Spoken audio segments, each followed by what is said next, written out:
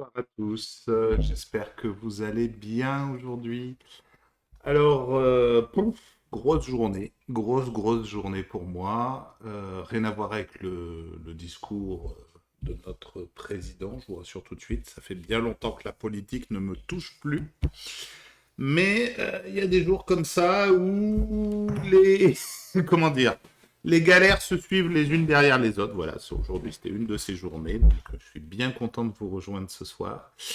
Alors, qui c'est qu'on a de beau ce soir? Nous avons Voins, nous avons Arpenteur, Fixou, Boben93, Oli News, René Polmage, Macol, Irsla, The Tourist et l'ami Almi Suifre qui nous rejoint avec un raid. Merci beaucoup, Almi. J'espère que ton stream s'est bien passé. Et nous avons donc qui nous rejoignent Hardman, Aspirine, Dadou Run Run. Eh ben, écoutez, bienvenue à bord. Nous, on attaque juste tranquillou ce soir. Alors, ça va être une petite soirée, je vous préviens tout de suite. Bonsoir, Nico. Toute petite soirée, tout simplement parce que j'ai pris beaucoup de retard aujourd'hui. Donc, il va falloir que je reprenne le boulot après le stream. Donc, c'est pas rigolo. Nous avons aussi Mosfet qui nous a rejoint. Bonsoir à toi. Voilà. Voins nous dit, les galères sont finies à présent. Nous sommes dans le monde merveilleux de l'électronique. Ouais, heureusement. Heureusement, c'est quand même plus fiable que la mécanique. Là, aujourd'hui, une de nos deux voitures, vu que nous avons deux voitures, ma femme et moi, étant donné qu'on en a besoin pour le boulot, consomme actuellement 1 litre d'huile pour 1000 km, ce qui fait un peu beaucoup à mon goût. Donc on a sûrement une segmentation de moteur à refaire, hein, donc ça va piquer un petit peu. Donc une voiture, voilà, à changer. J'avais bien besoin de ça en ce moment. Alors bon, c'est pas grave, vous inquiétez pas, c'est des petits détails techniques, on va arranger ça, on va se débrouiller comme d'hab. Pour ce soir, on va parler ABAC de Smith, hein, ça va être le... Oui, c'est ça, c'est exactement ça, McCall, la voiture a fait un sec fault, c'est exactement ça. Fiat Minimis qui nous dit demande une augmentation. Bah écoute, vu le discours du grand patron là à 20h, ça m'a pas l'air bien barré tout ça. Nico qui nous dit passe à l'électrique, t'auras pas de soucis. Bon, déjà, c'est vrai qu'au moins l'avantage de l'électrique, c'est que les réparations seraient un peu plus dans mon domaine de compétences. Bon, ceci étant dit, voilà, c'est pas le drame, hein. Faut pas s'en faire. Ça fait juste chier qu'une voiture de 130 000 km vous annonce qu'elle est morte. C'est un peu pénible, dirons-nous. Alors, pendant que je vous parle en même temps, j'installe la caméra et hop, ma caméra sur pied pour pouvoir faire un petit peu de papier avec vous, histoire qu'on puisse hop, reprendre notre copain la bague de Smith. Voilà. Tout se prépare. Je suis désolé, c'est vraiment du coup un peu la course. C'est le stream de la non-préparation. Fiat Minimis nous dit rancune en trottinette. J'ai peur de la définition de la trottinette. On connaît quelqu'un, je crois, beaucoup d'entre nous, qui a une définition bien à lui de la trottinette. Donc, c'est peut-être pas souhaitable. Alors, aujourd'hui, on va continuer à parler à bac de Smith. Voilà. Et je vous avais promis qu'on ferait un petit, comment dire, une petite démonstration d'utilisation de la bague de Smith, un petit rappel. Voilà. Puisque la dernière fois, on a été assez vite dessus et que, bah, forcément, vous avez très probablement des questions. Donc, voilà. On va le reprendre. On va se rappeler comment ça marche, d'accord? Et puis, on va également, bah, tout simplement, traiter un exemple avec une adaptation d'impédance. On fera un petit stub parallèle comme ça. Ça permettra un petit peu de l'illustrer. Si c'est bon pour tout le monde, on attaque comme ça. Bonsoir Tim Tim. Alors, Par quoi on commence? Eh bien, on va commencer par se rappeler un peu de à quoi ressemble la bague de Smith. Oh, merci beaucoup, Toine, pour le sub. Toine resub pour le troisième mois consécutif. Alors, la bague de Smith, je vous le rappelle, en fait, c'est une représentation du plan des complexes. D'accord? Si on revient... oh là, c'est flou tout ça. On va essayer de rendre ça un peu plus clair. Hop. Si on revient à la définition primaire de la bague, on va venir un peu plus. Voilà. Oh, Nico également, merci. Et nous avons un hype train qui approche. Merci à tous, c'est très très très gentil. Ce fameux dessin, exactement, Bruce. Donc, ce fameux dessin, l'abaque de Smith, c'est un abaque qui est très très très important puisqu'il nous permet de faire des calculs sur les lignes de transmission. Alors, par quelle magie me direz-vous? Eh bien, si vous rappelez, on a défini deux grandeurs sur les lignes de transmission. On a défini en fait une première grandeur qui était le gamma, c'est-à-dire, bon, je reprends notre petit dessin, hein, juste qu'on se remette un peu en jambes là, tous autant qu'on est. Donc j'ai un générateur qui va me générer des sinusoïdes. Hein.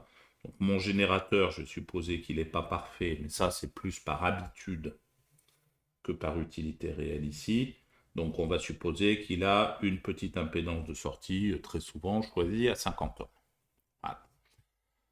Ensuite, ça c'est mon générateur. Mon générateur, bah, qu'est-ce qu'il fait? Oh, merci beaucoup. Alors, Mojita ou Morita, je ne sais pas. Écoute, c'est très très très gentil. Oh là, Bobent également. Mais c'est Anonymous Gifter. Excusez-moi, mais c'est Anonymous Gifter qui vient de faire cadeau de 10 subs sur la chaîne pour Morita, Bobent, Cyrial, French Raff, Manon, René Polmage, Mosfet, Régis, Shoryu et Dayon. Merci, merci. Je ne sais pas qui tu es, mais merci énormément à toi. C'est super gentil. Voilà, j'espère que pensez à lui faire un petit coucou, à le remercier, qui qu'il soit. Voilà. Et ça me touche énormément. Vous voyez, bah du coup, l'animation ne s'arrête plus. Alors, mon petit générateur qui est là, je vais essayer de les mériter, tous ces subs, alimente au travers d'un fil qui est très très long une impédance qu'on va nommer ZC ou ZL, comme load en général. Voilà. Au bout d'un fil dont la grandeur est non négligeable par rapport à la longueur d'onde du signal qui nous intéresse. Voilà. Et, euh, et donc là, si cette longueur commence à devenir comparable à la longueur d'onde de mon signal, vous vous souvenez, l'hypothèse qui saute, l'hypothèse qu'on ne peut plus faire, c'est que la différence de potentiel au sein d'un conducteur est nulle. C'est-à-dire qu'on peut supposer qu'en fait, le temps de propagation des signaux est non négligeable. Voilà. Donc ça, c'est comment dire, c'est une hypothèse qui est assez forte, d'accord? Et nous avons vu ensemble qu'au final, ça revenait d'ores et déjà à étudier ce drôle de milieu-là, d'accord? Qui est en fait une ligne de transmission. Donc, qu'est-ce que c'est qu'une ligne de transmission? C'est en fait tout problème électrique dans lequel la dimension du circuit devient comparable à la longueur d'onde, c'est-à-dire à la distance parcourue par mon signal électrique pendant une oscillation. Voilà, ça c'est important. C'est pas forcément lié au fait qu'on ait un câble coaxial, c'est pas forcément lié au fait que ce soit un fil électrique. Ça peut aussi être des pistes sur un circuit imprimé, ça peut être absolument n'importe quel conducteur dès le moment où la dimension qui rentre en compte est comparable à votre longueur d'onde. Voilà, ça c'est le, comment dire, c'est l'hypothèse de base. Donc, nous avons vu qu'en fait, on pouvait définir pour ce très long conducteur ce qu'on a appelé l'impédance caractéristique. Un Z0, d'accord. Z0, tout, vraiment qui ne dépend que de la géométrie pure et simple des deux conducteurs qui sont là. Donc si vous avez un fil coaxial, en fonction des distances, des rayons, etc., vous allez pouvoir déterminer le Z0. Si vous avez quelque chose qui est une piste sur un circuit imprimé avec un backplane, avec un fond représentant la masse, vous allez pouvoir déterminer le Z0, etc., etc. Je vous avais montré d'ailleurs que les méthodes de calcul de Z0 étaient assez facilement obtenables. Hein. On les avait trouvées sur un petit site web sans trop de problèmes. Oui, tout à fait. Une paire torsadée, c'est aussi, si le conducteur est suffisamment long, d'accord, c'est également une ligne de transmission. Voilà. Donc tout est histoire de longueur, hein, qu'on soit bien d'accord. Tout est histoire de longueur, et tout est histoire de longueur par rapport au signal que vous souhaitez émettre. Bon, quand on s'intéresse un petit peu à ça, on a vu que au final, l'onde, la transmission, par exemple, d'une impulsion, d'une tension, au fur et à mesure du fil, le long du fil, allait obéir à une équation bien particulière qui s'appelle l'équation des télégraphistes. C'est une équation différentielle, pas très... Enfin, elle n'est pas affreuse. Je vais vous la retrouver pour ceux qui veulent se la remémorer. Voilà, l'équation des télégraphistes, c'est celle-ci, où vous avez en fait la dérivée seconde en espace, c'est-à-dire suivant, la direction x, d'accord, excusez-moi, elle est là, voilà, égale LC, la dérivée seconde en temps du signal, plus RC plus LG, la dérivée par rapport au temps, plus RG, fois la tension elle-même. Donc ça, c'est une grosse équation différentielle. Pourquoi différentielle? Parce qu'il y a des dérivés à l'intérieur. Et on avait vu que cette grosse équation différentielle, ben voilà, les termes qui étaient à l'intérieur, le L, le C, le R, le G, ce sont en fait des paramètres linéiques, c'est-à-dire des paramètres qu'on prend sur une toute petite taille, une toute petite tranche de ma ligne de transmission, et qui représente les effets magnétiques, les pertes par effet Joule, le côté condensateur, puisque j'ai deux conducteurs séparés par un diélectrique, et les pertes liées aux pertes du diélectrique. Donc en fait, tout ça, la physique qui est derrière, on la conçoit bien, voilà. Et on arrive en fait à une équation qui est l'équation fondamentale des transmissions. Et nous avons donc un Hype Train de niveau 4. Félicitations et merci encore à tous. Cette équation-là, c'est l'équation générale. Hein. L'équation des télégraphistes, c'est la plus générale qui soit. On peut la simplifier un petit peu, déjà, si on suppose que les pertes sont négligeables. C'est-à-dire si on néglige la résistance du fil, ce qui n'est pas une grosse hypothèse, et si on néglige les pertes au travers du diélectrique, hein, les petits électrons qui arrivent quand même à se frayer un petit passage au travers de l'isolant, ce qui là non plus n'est pas fou, d'accord. Vous arrivez à cette forme-là, dans ce cas-là, qui est la simplification de l'équation des télégraphistes. Vous enlevez juste R égale 0, G égale 0, donc tout ça là, ça disparaît, et vous obtenez une équation bien particulière, qu'on appelle l'équation des radioélectriciens, mais surtout qui a la forme d'une équation de D'Alembert. Donc je vous avais expliqué que l'équation de D'Alembert, elle a ceci de particulier, que c'est une équation qui en fait explique les propagations, les phénomènes de propagation d'ondes, et que c'était rassurant puisque c'est réellement ce qu'on observait. D'accord ? Vous émettez une petite impulsion, et cette impulsion, elle va voyager le long de votre conducteur, et en fait, elle va se retrouver, hop, ici, à venir jusqu'au bout. Sauf que, si vous vous rappelez bien, je vous ai dit, il y a un petit piège dans l'équation de D'Alembert, c'est qu'en fait, la solution de l'équation de D'Alembert, d'accord, la solution de l'équation de D'Alembert, elle est double. Elle est double, c'est-à-dire qu'elle se compose de deux ondes. Une onde qui est progressive, qui va du générateur vers la charge, et une onde ici qui est régressive, qui va de la charge vers le générateur. Voilà. C'est bon pour tout le monde, ça? Alors, ça veut dire que lorsque votre onde voyage comme ça, eh bien, vous pouvez avoir des réflexions lorsque l'onde arrive au niveau de la charge. Ces réflexions vont se propager dans l'autre sens.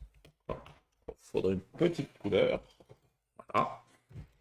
Et je peux avoir, en fait, en fonction de la charge, des phénomènes qui peuvent être très différents. Alors, j'ai vu ta question PDP, je vais y répondre, ne t'inquiète pas. Donc, dans le meilleur des cas, je pourrais avoir une onde négative, et il peut se passer que les deux vont s'annuler à certains points où elles se croisent, ou je peux avoir une onde positive qui revient en arrière, et là, ce que vous allez mesurer en un point donné, c'est la somme des deux, c'est la somme de l'onde qui circule dans un sens, plus de l'onde qui circule dans l'autre sens. Voilà. Donc, à tout instant, lorsqu'on a une ligne de transmission, en fonction de comment se situe la charge que vous branchez par rapport au Z0 du fil, eh bien, vous pouvez avoir une onde réfléchie, pas obligatoirement, ou pas d'onde réfléchie, si vous avez bien fait le boulot, ou une onde qui est réfléchie, mais qui est en opposition, d'accord, dont l'amplitude est exactement l'opposé de celle qui est là. Si vous ne négligez pas la résistance, les résistances en fait, eh bien, c'est juste que votre vague, elle va s'atténuer. C'est-à-dire que chaque onde, elle avance, et au fur et à mesure qu'elle avance, elle est de moins en moins haute. Voilà. Hop. Au fur et à mesure que vous avancez, votre onde se réduit, et forcément, l'écho, lui aussi, hop, va avoir un phénomène d'atténuation. Alors, PDP Maker nous dit la valeur de R à 50 ohms pour le générateur laisse penser que l'on a déjà travaillé à une adaptation d'impédance. C'est bien le R du générateur, 50 paraît gros, c'est pour ça que j'ai un doute. Alors, très souvent, très souvent, les générateurs sont faits, la plupart des générateurs de signaux que tu utilises en laboratoire, en fait, on utilise des coaxiaux. D'accord, donc des câbles, je vais aller, plutôt que vous en dessiner un mâle, je vais aller vous en chercher un, ce sera plus simple. Vous pouvez avoir des câbles coaxiaux qui ont forcément une impédance caractéristique. Et de manière standard en radiofréquence, on utilise du 50 ohms. Voilà, c'est l'impédance caractéristique qu'on utilise partout. À la fois, si vous êtes radioamateur, ce sera du 50 ohms, votre matériel. Et si vous avez un labo d'électronique, ce sera également du 50 ohms. Je vais en chercher un, histoire qu'on soit bien d'accord sur à quoi ça ressemble.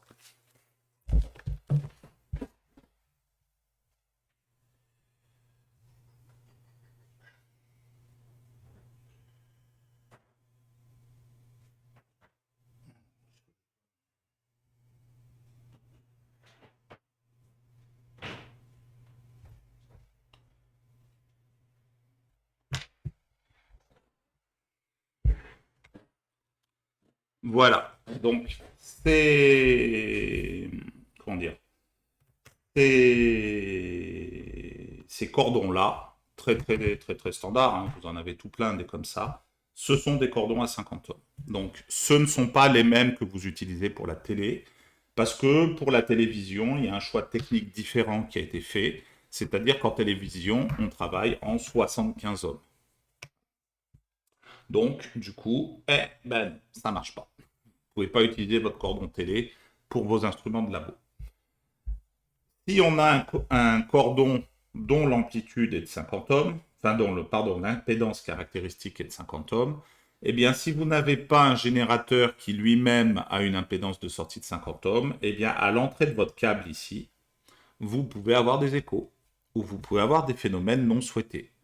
Donc, en fait, on ne fait pas compliqué, on utilise un générateur d'impédance de sortie 50 ohms, avec des câbles d'impédance caractéristique 50 ohms, et quand un câble arrive sans rien au bout, on va lui donner une charge qui sera la charge idéale pour nous, c'est 50 ohms.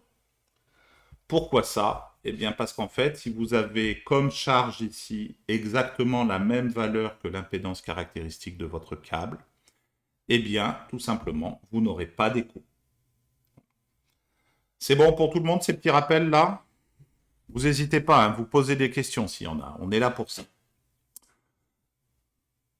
PDP nous dit « Ok, merci ». Donc, a priori, c'est bon pour lui. Alors, je vais regarder, je crois que j'ai des bouchons à 50 ohms là, qui doivent traîner. Je regarde une petite seconde si je peux vous trouver ça. En attendant, vous bombardez les questions dans le chat si jamais vous en avez.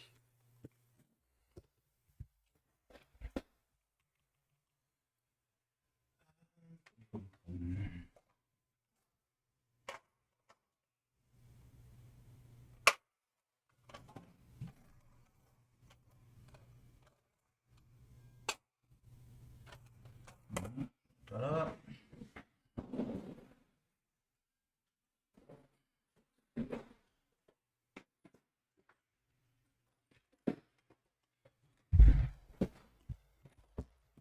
Alors, vous voyez, ça, c'est l'enfer typique des problèmes de radio amateur et de labo. Hein, on a les mêmes soucis.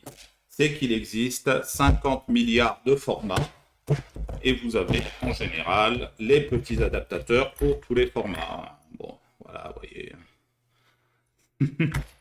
Donc, quel que soit en fait le diamètre de câble qu'on utilise, hein, généralement, ce sont des formats 50 ohms. J'en ai pas là, si j'en ai un petit. Voilà. Voilà un petit exemple de bouchon terminateur. Et ce bouchon-là a une impédance de 50 ohms, donc il sert à éviter les échos quand on le met tout au bout. Voilà. Donc, on va en avoir d'autres qui traînent par ici. Peut-être d'autres formats. Non, là, j'ai pas de terminateur. Je fasse un peu le plein. Si j'en ai plus, c'est un problème. Alors, maintenant qu'on a vu un petit peu ce côté-là, on va pouvoir voir un peu vos questions et revenir un petit peu sur les choses. Donc, Vons nous dit, question, les 50 ohms d'impédance caractéristique, est-ce que c'est sur une certaine longueur? Alors, les 50 ohms d'impédance caractéristique que tu as, on les définit, en fait, laisse-moi juste le retrouver, le voilà, c'est cette relation-là. D'accord. Z0 égale racine de Z sur racine de Y, pardon. Lorsque Z et Y sont les impédances par mètre, d'accord. Donc ici, en fait, c'est ta bobine plus ta résistance, et ici, c'est ton condensateur plus ta résistance. Donc, le Z0, il est donné comme la racine d'un rapport d'impédance par mètre. Tu vas me dire, ok, ça m'avance pas trop.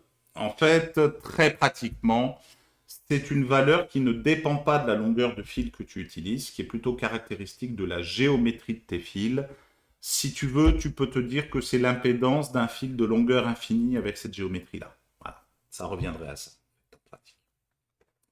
Donc, le Z0, vois-le plutôt comme une caractéristique géométrique, hein, comme le fait que tes fils, suivant qu'ils soient avec tel diamètre, tel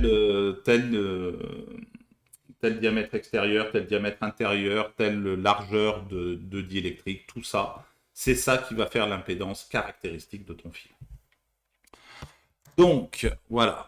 Oli News nous dit comment fait-on pour déterminer l'impédance caractéristique d'un câble si c'est pas marqué dessus? Alors, dans ce genre de cas, tu as des appareils qui permettent de mesurer les impédances et typiquement, c'est un des usages qu'on peut faire d'un appareil qui s'appelle un VNA.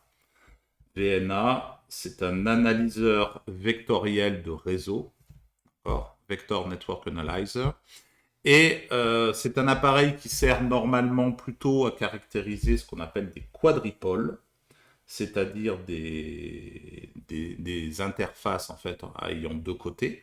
Mais grâce au VNA, on peut faire tout un tas de tests différents. On peut faire de la caractérisation aussi de dipôles. Et typiquement, ton câble, tu peux en calculer l'impédance caractéristique de cette façon-là. Voilà. C'est pas très difficile à faire. Ça n'a rien de compliqué. Ensuite, parmi les questions, nous avons... Nidouille nous dit c'est pire que le monde de la fibre optique. En fait, c'est la même chose, Nidouille. C'est-à-dire que le monde de la fibre optique, qu'est-ce qui se passe? Tu as une fibre, d'accord, dans laquelle ta lumière se propage par réflexion successive. Et ton problème, il est lorsque tu fais une soudure, d'accord, parce que tu passes d'un milieu qui possède un indice caractéristique N1 à un milieu qui possède un autre indice caractéristique. Et en fait, quand tu changes d'indice, d'accord, dans de la fibre optique, tu as deux phénomènes. Tu as une déviation, d'accord, donc là, c'est plus tout à fait droit. Tu as une déviation de ton rayon optique et tu as une partie de l'énergie qui, elle, est réfléchie. Voilà. Bah, en fait, c'est la même chose en électrique. Une partie du signal va être transmise à ma charge et une partie du signal, exactement comme là, va être réfléchie. Donc en fait, au final, si tu regardes vraiment dans les détails, sans grande surprise, la lumière est une onde électromagnétique de très haute fréquence, donc tu vas tomber sur des comportements qui ne sont pas totalement étrangers à ce qu'on est en train d'étudier. Voilà. Donc de toute manière, c'est globalement vrai en physique quand tu as une propagation.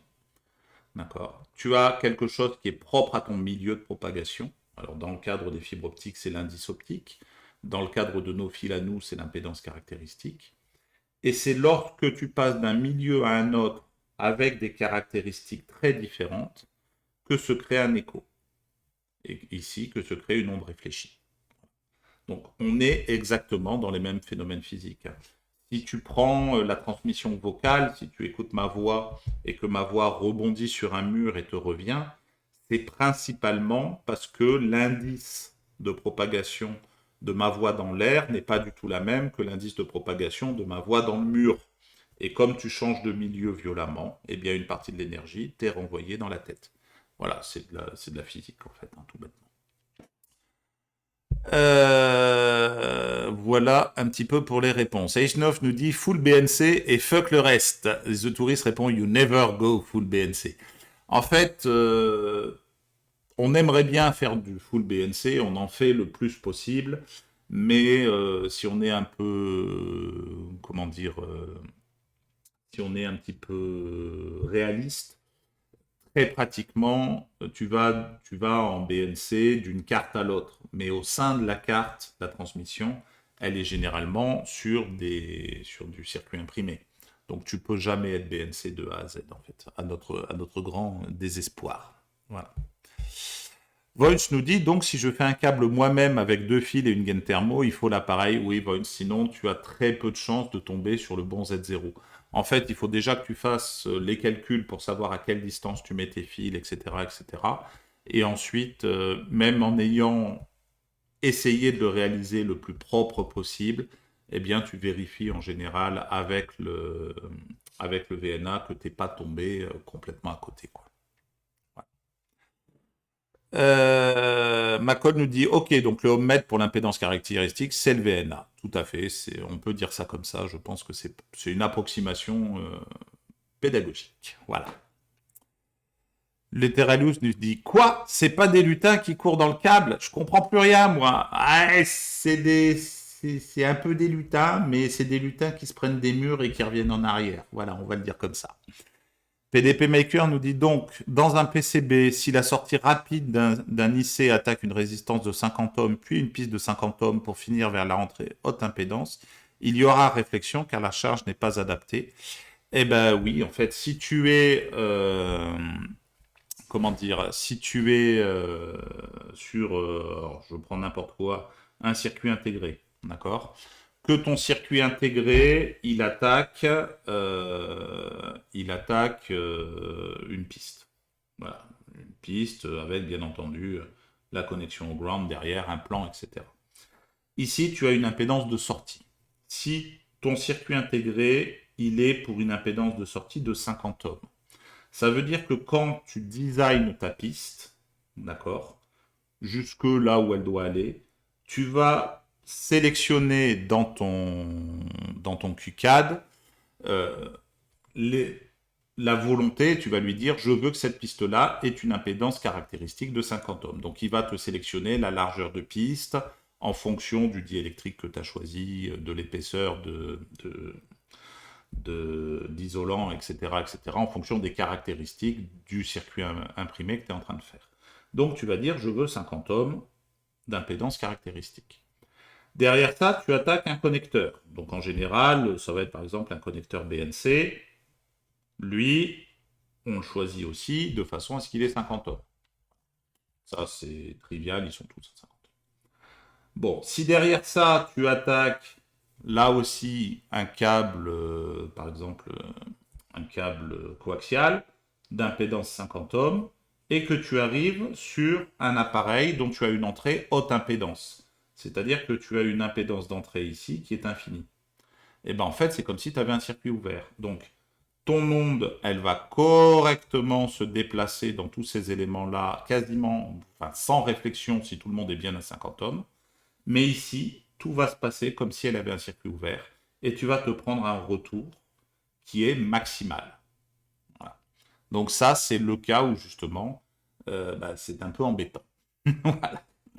Si tu veux faire ça, eh bien en fait, en pratique, tu vas bouchonner à 50 ohms et tu vas mettre ton appareil de mesure haute impédance en parallèle du bouchon, histoire d'avoir un bouchon à 50 ohms, histoire de ne pas avoir de soucis au niveau des échos possibles. Voilà, coucou 0x5642, bienvenue à toi. Est-ce que j'ai été clair jusque-là? Est-ce que pour l'instant tout va bien? Donc, à partir de là, en fait, on a, quand on étudie une ligne de transmission, on a 3 cas vraiment importants, et le reste, ça va être des comportements un peu intermédiaires. Et ces 3 cas, ils dépendent du Z-load. D'accord? Si vous êtes en Z-load égale 0, d'accord? Si vous êtes en Z-load égale infini, ou si vous êtes en Z-load égale Z0, vous avez les 3 cas caractéristiques, d'accord? Les 3 cas caractéristiques qui sont assez faciles à déterminer. C'est quoi ces 3 cas? Z-load égale Z0, c'est-à-dire vous branchez ici une impédance qui n'est pas du tout, d'accord, du tout différente de l'impédance caractéristique, et bien là, vous n'avez aucun écho. D'accord? Pas d'écho. Donc ça, c'est typiquement la situation qui nous intéresse. Deuxième cas classique, c'est le Z-load égale infini. Le Z-load égale infini, c'est vous avez une impédance ici qui est infinie, vous avez un circuit ouvert. Donc, en gros, vous arrivez sur le fil et vous oubliez de brancher quoi que ce soit au bout. D'accord. Dans ce cas-là, l'amplitude de l'onde réfléchie, qu'on appelle généralement V2, en fait, est la même que l'amplitude de l'onde incidente. Donc vous avez V1 égale V2, vous prenez un écho maximal. Voilà. Maximal en amplitude, d'accord? Et en phase, comment dire, du même côté, voilà, attention, que l'onde incidente. L'autre cas très important, c'est le Z-load égale 0. Donc le Z-load égale 0, c'est ici, vous avez mis un fil. Si vous avez mis un fil ici, en fait, l'onde réfléchie, c'est la même, mais en négatif. Vous avez V2, V1 égale moins V2. Donc vous avez l'anti-onde, en fait, qui se propage, qui vous revient dans la tête.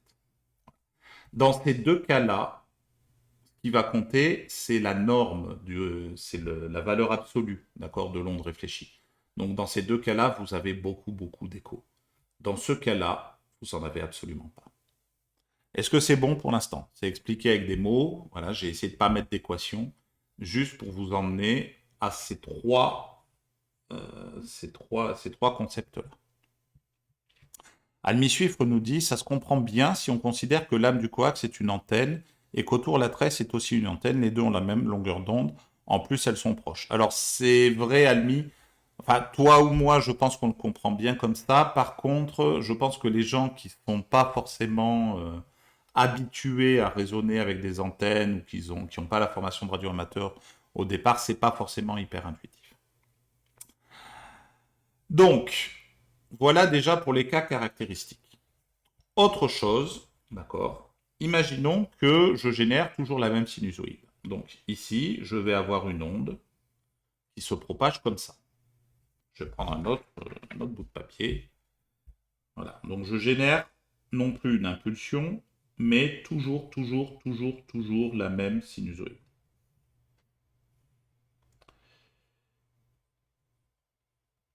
Je vais avoir une onde comme ça, hop, qui se déplace dans ce sens-là. Vous êtes d'accord avec moi? Et forcément, si bien sûr la charge n'est pas égale à Z0, je vais avoir une onde retour qui se propage dans l'autre sens. Le résultat, c'est qu'en fait, si je fais ça, et si je laisse les choses se poser tranquillement, on va avoir l'établissement de ce qu'on appelle une onde stationnaire. C'est-à-dire que si vous regardez point par point pour différentes valeurs de x ici, les ondulations, eh bien vous allez obtenir des ventres et des nœuds. C'est-à-dire que là, l'oscillation, elle se fait voilà, avec une enveloppe comme ça. D'accord? Une enveloppe comme ça, qui du coup, elle va rester constante. L'enveloppe ne va plus changer. Donc si vous vous placez ici, par exemple, vous allez mesurer un signal qui a cette hauteur-là. Si vous vous placez ici, vous allez mesurer que dalle. Voilà. Donc une onde stationnaire se met en place. Et cette onde stationnaire, vous voyez, elle présente des nœuds et des ventres à l'intérieur de mon fil.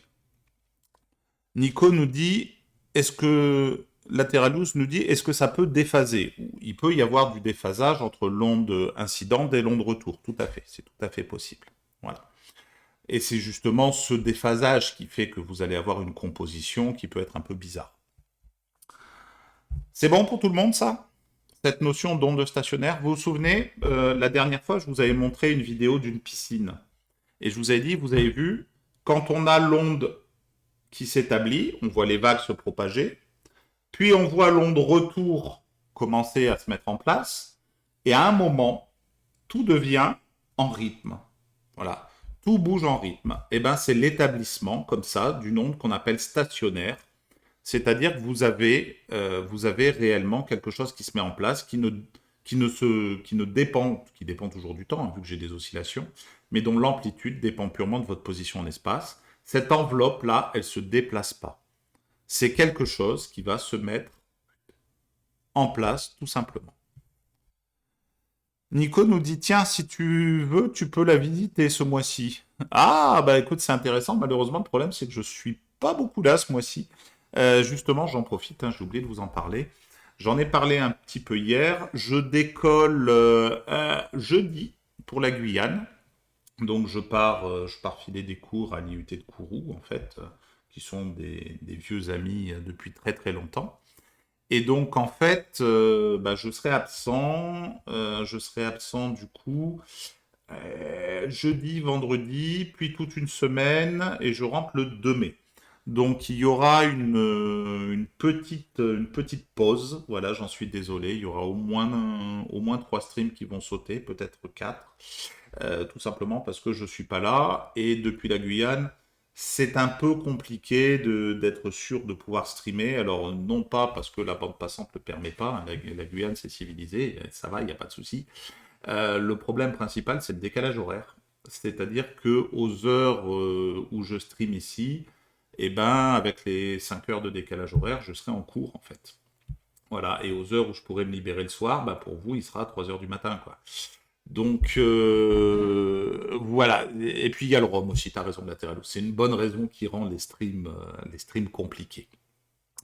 Donc voilà, il y aura pas de stream, je pense, ce mercredi parce que je serai la veille du départ, donc je serai en train de faire ma valise, tout bêtement. Je pense que je pourrai pas trop mercredi, enfin, c'est sous toute réserve. Si je peux, je vous le ferai, mais honnêtement, je suis quasiment sûr que ça va pas être possible. Et juste juste après. Donc le lundi, le mercredi, je suis en Guyane. Je rentre, on aura le 1er mai qui est un lundi, donc celui-là j'ai peur qu'il saute vu que je serai dans l'avion à ce moment-là. Et donc ça reprendra le mercredi 3 mai. Voilà, si je suis pas comme ça avec le décalage horaire. Voilà. Latéralus qui nous dit ça peut être problématique l'apéro là-bas. Ah ouais, je te confirme. Je te confirme que les Guyanais, ils sont sévères. Oh là là, oh là là là là là là. Almi Suifre nous dit il y a des chances que je traîne sur le Discord pendant ce temps. Bah écoute, avec grand plaisir, Almi. Hein, tu le sais, le Discord, il est fait pour vous. Et puis, même si je réponds avec un certain décalage horaire, voilà, il n'y a aucun problème. Volch nous dit ça fait beaucoup d'avions pour une semaine. Oui, oui, oui, je suis d'accord. En fait, c'est une comment dire, c'est une sorte de d'accord qu'on a depuis pas mal d'années avec le RIUT. C'est-à-dire qu'ils sont pas très nombreux, les profs de l'IUT de Kourou, dans le département réseau et télécom. Et en fait, bah, on est plusieurs profs à faire le déplacement une semaine chacun pour pouvoir les relayer un petit peu et leur donner une petite bouffée d'air. Voilà, parce que vous imaginez, ils sont quoi? Ils sont 3 profs de réseau, je crois, pour faire les 2 années de DUT plus les licences pro. Voilà, quand on arrive, on leur prend les licences pro pour une semaine, ça les allège un petit peu et donc ça leur permet aussi d'avoir du temps pour repréparer leurs cours, etc. Donc voilà, c'est quelque chose qu'on fait avec eux depuis des années. Je crois que ça va être ça va être mon 9 ou 10e voyage en Guyane. J'en fais un par an. En fait. Voilà. Oli News nous dit ce sera une pause replay, il y a de quoi faire. Bah, d'ailleurs, j'en profite, hein, petite, avant d'attaquer la balle de Smith. Je vous rappelle que si vous voulez, il y a la chaîne YouTube hein, qui est indiquée en bas. Je sais que vous ne pouvez pas être là à chaque fois. Je sais que c'est pas toujours évident parce que des fois on va très très vite. Voilà, donc vous pouvez sans aucun problème repasser les petits éléments critiques sur YouTube. Vous pouvez aussi me faire un petit mail comme l'a fait, je crois que c'est Bubule il n'y a pas longtemps. Bubule ou JP, je sais plus. Et qui m'a dit ah tiens, dans telle vidéo à 13 minutes 42 secondes, eh bien là j'ai une question. Et là c'est nickel parce que du coup ça me permet aussi à moi bah, de prendre le temps et de savoir exactement ce à quoi vous faites allusion quand vous posez une question. Donc n'hésitez pas à faire des références précises en temps, ça aide bien. Ah c'est PDP. Merci à toi PDP. Donc je t'ai pas oublié, je vais te répondre, hein, t'inquiète pas. C'est juste que ça prend un peu de temps. Peut-être profiter de l'avion pour le faire, tiens. Ce serait une bonne idée, ça. Merci René Paul qui nous envoie le lien justement vers les replays de Electronic from Scratch. Donc vous l'avez dans le chat, vous pouvez y aller. Lateralus nous dit ils n'ont pas besoin d'un DSI par hasard. Ben, je sais que il n'y a pas grand monde, si jamais ça t'intéresse, il n'y a pas grand monde en fait qui demande sa mute là-bas. Et bon, pourtant c'est génial, hein, honnêtement. Moi, je suis tombé amoureux de la Guyane au point où justement je vais y retourner avec mes enfants pour leur faire découvrir un peu le coin. Donc, si tu es dans la fonction publique, ça fait partie des destinations qui sont, à mon avis, pas trop difficiles à obtenir. Voilà, parce qu'il manque de gens en fait, il manque tout simplement de bras. La Terre nous dit, je check un peu les offres dans les dom-toms au cas où. Bah oui, c'est. Alors, autant la Guyane, c'est assez, à mon avis, assez facile à obtenir. Autant, si tu demandes, par exemple, l'île Maurice, ça, par contre, c'est très, très demandé, tu vois. Donc, les Antilles, c'est plus délicat. Bon, revenons un petit peu à nos moutons et à nos, comment dire, à nos circuits et à nos ondes stationnaires. Donc ça, voilà, c'est l'onde stationnaire hein, qui s'installe. Donc c'est quelque chose qui ne se déplace pas et c'est une enveloppe. D'accord? Il faut bien se dire que les choses vibrent à l'intérieur. Là, les potentiels, hop, ils oscillent, mais ils oscillent à l'intérieur de cette enveloppe-là qui, elle, est stable. Voilà. Donc d'ailleurs, petite histoire rigolote. Allez, c'est la minute des histoires de Tonton Rancune. En fait, dans l'IUT où je travaille, on a un système d'accès à toutes les portes qui se fait à l'aide de badges. Voilà. Et nous avons des lecteurs de badges devant chaque porte. Je vais me recentrer par rapport à la caméra, hop, ce sera plus agréable pour vous. Et donc, qu'est-ce qui se passe? On reçoit en 2011 un bâtiment tout beau, tout moderne, de la grande classe, quoi, avec ce fameux système de gestion des accès par carte. Et si vous regardez un peu comment ça se passe, vous avez chaque porte a un lecteur de badge et une gâche électrique, d'accord? Donc chaque porte, vous devez avoir le lecteur de badge qui est lu, et vous activez via un petit relais l'ouverture ou pas de la serrure. Et vous avez comme ça des automates, d'accord, qui sont connectés à plusieurs portes, à la fois au lecteur de badge et à la gâche électrique. Voilà. Donc ces automates-là, il y en a 6, si ma mémoire est bonne, qui se promènent dans tout l'IUT, donc sur plus de 5000 m², plus de 3 étages, en fait, 4 étages si on compte le sous-sol, et vous avez, comme ça, un câble qui passe parmi tous les automates, d'accord, pour les relier au serveur central qui gère les accès. Et donc, sur ce câble circule du port série, en fait, c'est même plus particulièrement du RS485 pour les curieux. Et donc, vous avez le PC qui était à l'accueil, d'accord, et qui contenait toute la gestion, toute la base de données des accès de l'IUT pour piloter les automates. Donc, forcément, quand on prend possession du bâtiment, avoir la machine qui gère tous les accès du bâtiment à l'accueil, c'était pas GG du tout. Voilà. Donc, qu'est-ce qu'on fait? Que décide le service info? Alors à l'époque, c'était moi qui leur donnais un petit coup de main.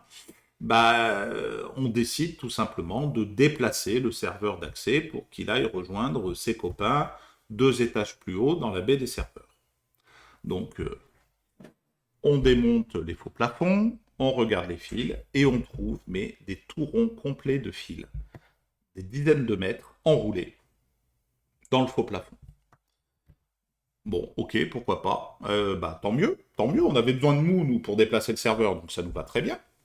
Donc, on prend le serveur, on le met sous le coude, on remonte 2 étages dans la salle des serveurs, on lui achète des petites oreilles, on le rack, voilà, donc du coup, notre serveur se trouve dans une salle protégée du coup. On tire les fils, et puis une fois qu'on a tiré les fils, on se retrouve encore avec 20 mètres de mou. Donc, qu'est-ce qu'on décide de faire? On décide de raccourcir le mou, voilà. On garde 4-5 mètres, mais on enlève les tourons et les tourons et les tourons qu'on avait trouvés dans le faux plafond, ce qui était pour nous assez bizarre. Et au moment où on le fait, on reconnecte sur le serveur. Plus rien ne marche. Plus rien du tout. C'est-à-dire que le serveur est totalement incapable de discuter avec les automates. Bon, première chose, qu'est-ce qu'on fait? On démonte le connecteur, on vérifie qu'on a bien fait le connecteur quand on a raccourci un peu le câble, et en fait, que dalle. Voilà. Le connecteur, on le teste au multimètre, on fait tout ce qu'on peut, aucun problème, on vérifie les fils, aucun problème, continuité de bout en bout, et pour autant, la communication ne fonctionne pas. Au bout d'un moment, le rancune, il se dit, c'est bizarre cette histoire quand même, il y a un truc qui me plaît pas. Et le fait qu'il y ait eu des tours et des tours et des tours de fils qui étaient abandonnés par les installateurs, ça ne me plaît pas du tout. Donc avec le technicien, on descend, et puis on va voir un des automates, et en fait, sur l'automate, je trouve un petit jumper, un petit interrupteur, qui dit « terminaison ». Est-ce que vous voyez l'idée? Eh ouais, Toine, c'était pas des stubs. Non, c'était pas des stubs, mais c'est simplement que ce qui se passait, c'est que vous étiez exactement dans cette situation-là.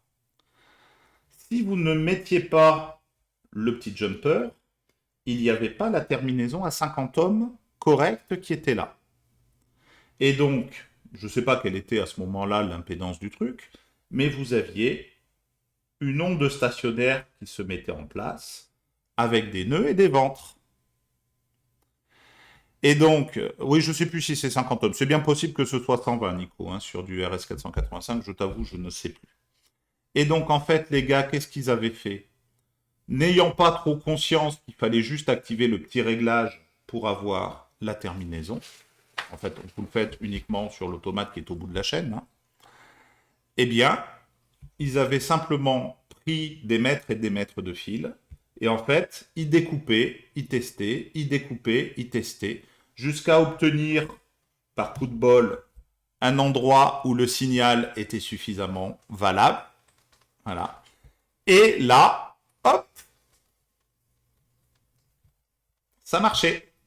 Nous, comme on est arrivé et qu'on pensait que c'était bien fait, quand on a raccourci, on n'a jamais supposé qu'il y avait une onde stationnaire qui était à l'intérieur. Donc en fait, une fois qu'on a compris le truc, on a fait le tour des chaînes, parce qu'en fait, il y a plusieurs bus dedans. On a mis la terminaison sur l'automate final. À ce moment-là, on avait un signal nickel, clair, précis, pas de problème, 100% de communication, et plus aucun souci. Voilà. Donc ça, vous voyez, c'est pas une histoire qui est si vieille que ça date de 2011. Enfin, si, c'est vieux, mais bon, pas pour nous. Vu la moyenne d'âge de ce chat, pas pour nous. Voilà. Donc, voilà, il y a les mecs qui connaissent la transmission et qui en fait ont conscience qu'il faut bouchonner une ligne de transmission un peu longue. Et puis il y a les gars qui en fait ne savent pas, mais vous avez sûrement un vieux de lavier dans l'entreprise qui leur a dit attends, quand ça marche pas, tu coupes un mètre, tu retestes, tu recoupes un mètre, tu retestes jusqu'à ce que ça passe. Et honnêtement, vu la longueur de fil qu'on a trouvé dans les faux plafonds, si les mecs ils font ça à chaque installation de bâtiment, ça doit coûter un peu cher quand même. Là pour le coup, ça doit coûter vraiment, vraiment un peu cher. Voilà. Donc voilà. C'est une petite histoire de pourquoi il faut une terminaison qui est correcte en fait. Nico nous dit, c'est écrit dans 100% des fiches techniques des équipements de contrôle d'accès. Bah oui, ça ne m'étonne absolument pas, Nico. C'est écrit dans 100% de tous les bus de terrain qui ont une certaine longueur. Et si vous lisez même la spécification d'Ethernet, eh ben vous allez trouver la terminaison utilisée pour les bus Ethernet, pour les bus USB, même pour le PCI Express en fait. C'est tout à fait classique. Voilà. Almi qui dit on leur donnera un cours gratuit à ta chaîne YouTube pour les installeurs. Honnêtement. Mais ça m'étonne pas, c'est des choses qu'on voit très très couramment. Et c'est une des histoires que je raconte de temps en temps à mes étudiants pour leur dire voilà, être un bon admin réseau ou un bon admin système, c'est bien. Mais ne pas être incompétent en télécom, c'est-à-dire pas forcément maîtriser toutes les équations, mais avoir le sens de la physique qui est derrière, ça vous évite, si vous travaillez en dehors du réseau pur, si vous travaillez sur du réseau de terrain, des systèmes d'accès, de l'automate industriel, etc., bah, ça vous évite de faire n'importe quoi, en fait. Là, c'était totalement ridicule. Bon, maintenant au moins vous retiendrez ce petit problème des nœuds et des ventres quand une onde stationnaire se met en place. Voilà, bah, vous avez un bel exemple, voilà, du vécu, tout simplement. Alors, quand on a ma ligne comme ça, du coup, on va se donner deux grandeurs. C'est-à-dire, si je me positionne à un X donné, ici, voilà, je vais me donner deux grandeurs complexes. Le gamma de X, qui est en fait le rapport, d'accord, entre l'onde réfléchie sur l'onde incidente. Voilà. Et on avait vu que ce gamma était un nombre complexe. Et on peut également se donner une grandeur qu'on appelle grand Z de X, qui est l'impédance par laquelle je pourrais remplacer tout le reste du circuit ici. Si j'ai une certaine longueur, une certaine charge, quelle qu'elle soit, eh bien, je pourrais remplacer tout ça par Z de X et les signaux échangés ici, d'accord, que ce soit l'onde réfléchie ou que ce soit l'onde incidente ou l'onde réfléchie, ne seraient pas modifiés. Donc, c'est l'impédance équivalente au point X. Ça va? Et on avait vu qu'en fait, on pouvait se servir de la bague de Smith pour régler ces différents cas. Notre abaque de Smith, il est là. Là. Et il est composé, en fait, de deux types de cercles. Alors, d'abord, les points repérables. Hein. Toujours, toujours, toujours, j'y reviens toujours. Ici, c'est le Z0. D'accord? C'est lorsque ma charge est correctement adaptée et que je n'ai aucun écho. Ici, tout à droite, d'accord, c'est lorsque le gamma vaut 1, c'est-à-dire c'est le circuit ouvert. Et tout à gauche, ici, c'est lorsque le gamma vaut moins 1, et ça correspond au court-circuit, à la charge Z load égale 0. Donc ces trois points-là sont très importants. Dans mon abaque de Smith, en fait, je peux me positionner à un gamma donné, d'accord, en connaissant son module et son argument, donc son angle et son module. Pour donner un gamma donné, bah, par exemple, voilà, hop, je vais en prendre un, peu importe où, je vais en prendre un, tiens, là. C'est juste un exemple.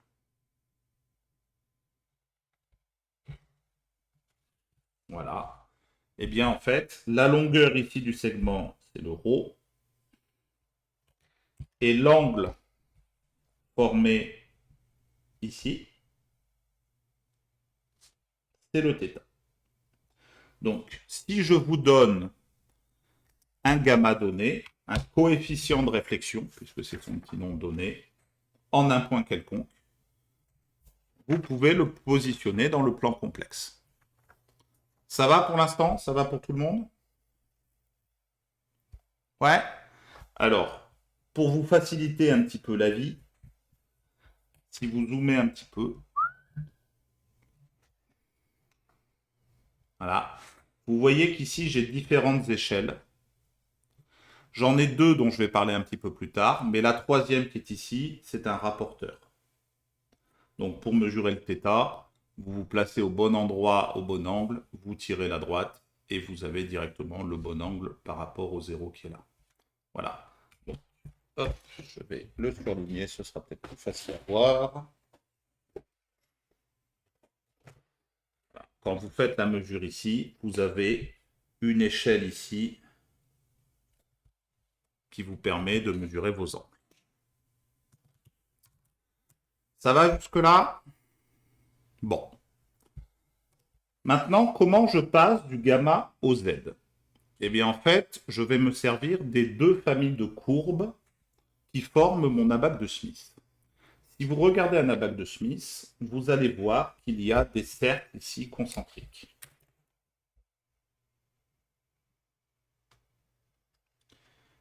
Voilà, vous en avez un là.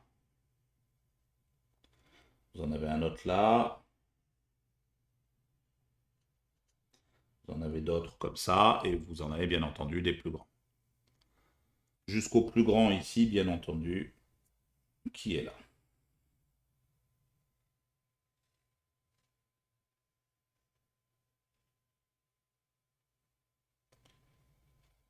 Ça va? Bon, ces cercles-là sont les cercles qui correspondent à la partie réelle de Z.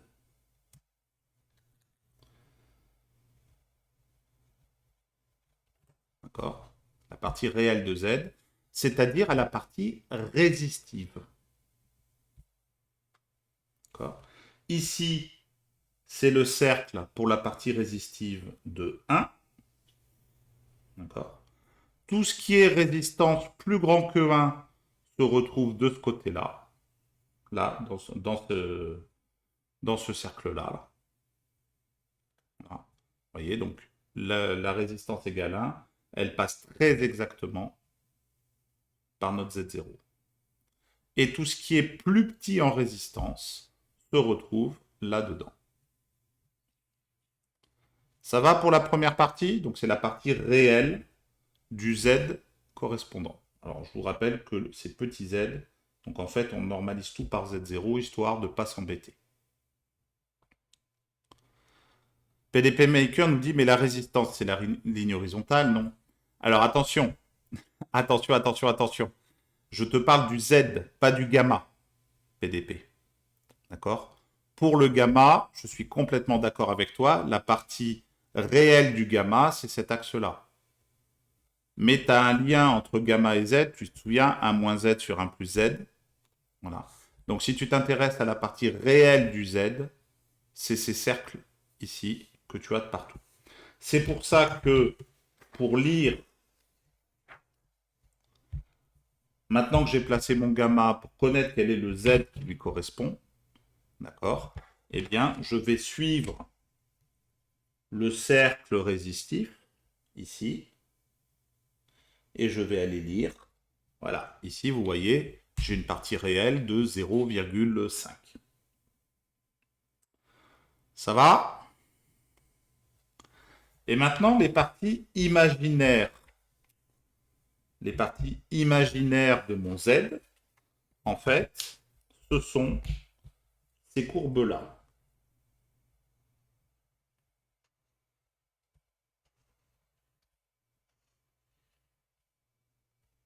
J'en fais que quelques-unes. Hein. Vous aurez compris l'idée. Et vous avez les mêmes, bien entendu, de ce côté-là.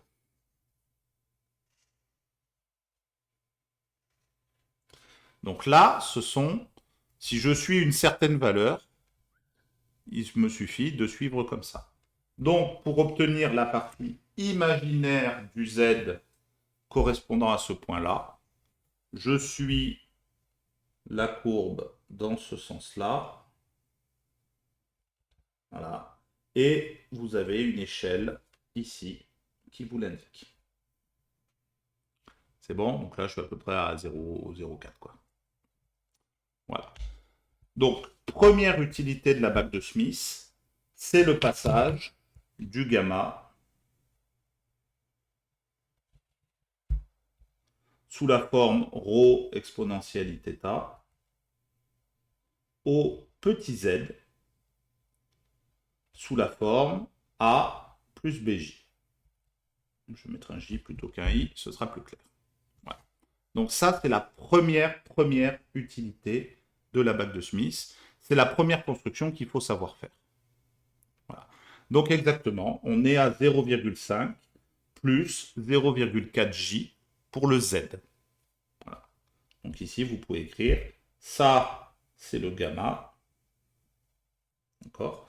Et c'est aussi gamma de x.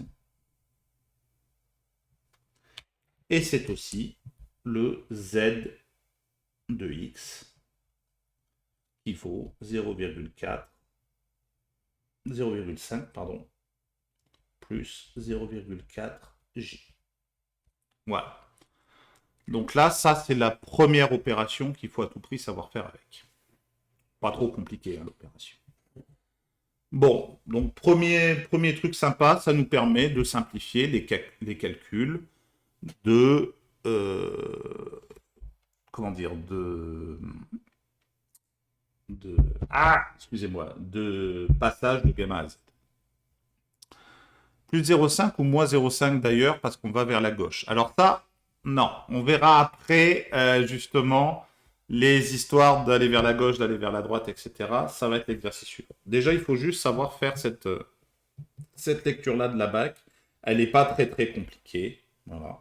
Et puis, bah, on l'apprend assez vite, en fait. Deuxième étape, une fois que vous avez ça, une fois que vous savez faire ça, il faut savoir se promener le long de la ligne. Qu'est-ce que ça veut dire se promener le long de la ligne?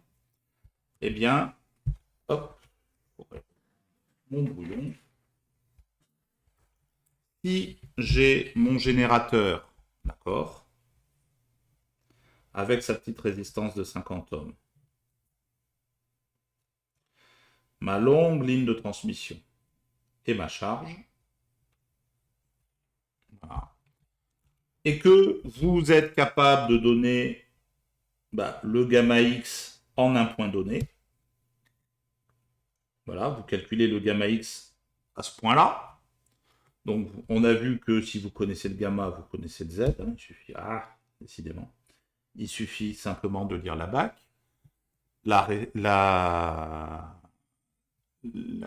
Comment dire, le but de la BAC de Smith, c'est de dire, est-ce que je peux calculer la valeur de gamma à ce x' là? Est-ce que je peux me servir de la BAC pour me déplacer le long de la ligne et obtenir les autres valeurs de gamma? Bah oui, vous pouvez, et c'est justement, entre autres, à ça que sert la BAC de Smith. Quand vous avez un gamma quelconque, je vais en prendre un picométrique, ici. Voilà, vous avez un gamma de x. En fait, pour réussir à vous déplacer le long de la ligne, vous allez dessiner un cercle de centre l'origine du repère, d'accord? Et vous allez comme ça. Alors, bon, moi je vais le faire à main levée. Normalement, il faut un compas pour faire ça. Hop. Donc, ça n'a de cercle que le nom, mon truc. Voilà. Et lorsque vous allez vous promener, d'accord, dans ce cercle, vous allez en fait, lorsque vous vous promenez le long de ce cercle, que vous aurez fait bien mieux que mon patatoïde. Ne critique pas The Tourist, s'il te plaît, je fais ce que je peux. Je m'étais promis de prendre un compas pour cette fois-ci et forcément j'ai foiré et j'ai oublié. Donc, se balader le long de ce cercle, c'est en fait se promener le long de la ligne. Donc, vous pouvez, comme ça, tout simplement, réussir à vous promener. Alors, comment est-ce qu'on fait pour savoir de combien je me promène? En fait, ça va dépendre. Voins, qui est très gentil avec moi, Voins dit « Ouais, non, mais c'est les lignes courbes qui induisent en erreur aussi. » Alors, je te rassure, sur un tableau blanc, mes cercles ressemblent aussi à ça. Donc, c'est tout à fait mauvais. Voilà. Donc, il m'aurait fallu juste un truc rond. Je ne sais pas quoi. Bon, voilà. Tant pis, c'est pas grave. Comment je sais de quel angle je me déplace? Eh bien, en fait, si vous vous déplacez de S centimètres, d'accord, eh bien, il va falloir vous déplacer ici, d'accord, d'une distance, enfin d'un angle qui s'appellera S sur lambda, où lambda est la longueur d'onde à laquelle vous travaillez. Ça va pour tout le monde? Alors, pour lire les lambda, vous avez les échelles, d'accord, extérieures. Donc, comment est-ce... Ah, pardon. Voilà, les échelles extérieures. Donc, vous aviez les angles ici, si vous vous rappelez bien. Les deux échelles extérieures, c'est pour se promener sur le cercle. Alors, comment est-ce qu'on fait ça? On va dire, hop, je trace un cercle complet. Je lis la valeur à laquelle je suis. Alors, vous avez en fait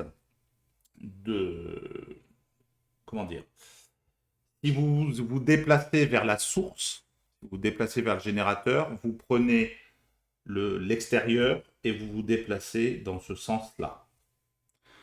Voilà. Si vous allez vers la charge, d'accord, alors vous prenez l'autre échelle et vous vous déplacez dans ce sens-là. C'est bon pour tout le monde? Donc, par exemple, ici, je suis à 0,92, 0,94. Voilà. Si je me déplace d'un S sur lambda de, je ne sais pas moi, de 0,3, de 0,03, pardon, je vais arriver ici, à cette échelle-là. Et en fait, je vais retracer ça.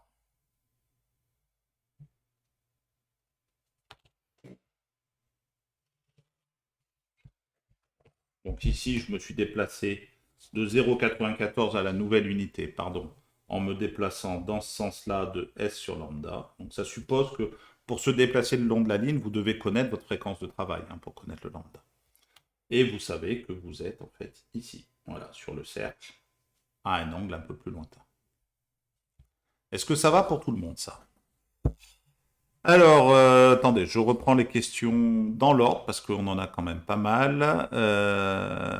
Déjà, bonsoir Tréguy, que je n'avais pas vu arriver, qui nous demande ces soirées coloriage de mandala. Non, c'est plutôt soirée d'invocation de démons.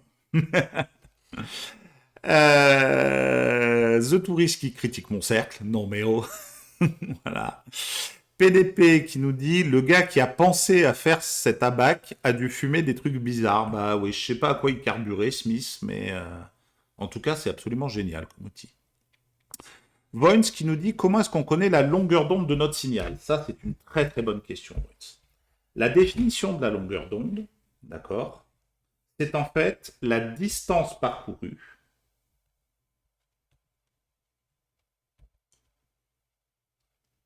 pendant une oscillation. Donc pendant une période.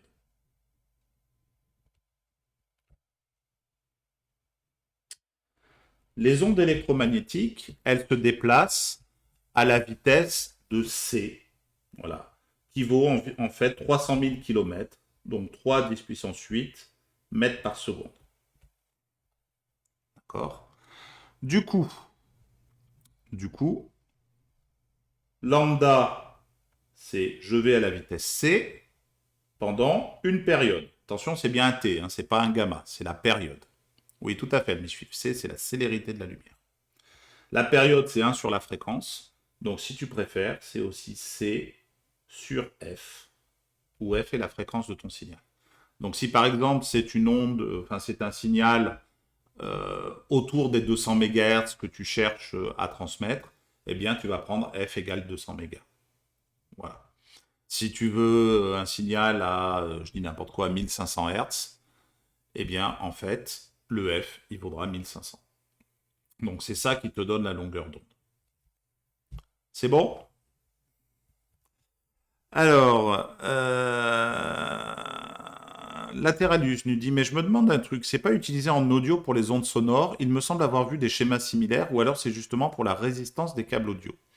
Alors, ça peut être utilisé en audio, je t'avoue que je ne suis pas un classique en audio, donc je suis pas forcément au fait. Par contre, j'ai quelque part qui traîne par ici, un livre qui permet de trouver les dimensions d'un caisson pour mettre des haut-parleurs, typiquement un caisson de basse ou un caisson d'aigu. Et en fait, bah, tu as des phénomènes justement comment dire, de résonance, et la dimension de ton caisson est en fonction, bien entendu, des fréquences que tu essaies d'encourager dans ton haut-parleur. Donc il existe des abacs qui permettent de calculer notamment ces dimensions-là pour du son, voilà, et qui ressemblent un petit peu à celui-là.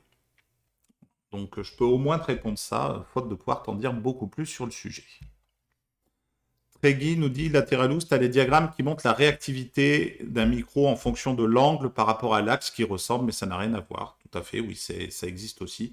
Mais là, pour le coup, c'est pas un diagramme complexe. Hein, dans ce cas-là, c'est juste un diagramme, c'est des décibels en fonction de l'orientation par rapport à une antenne ou par rapport à un haut-parleur ou par rapport à un micro.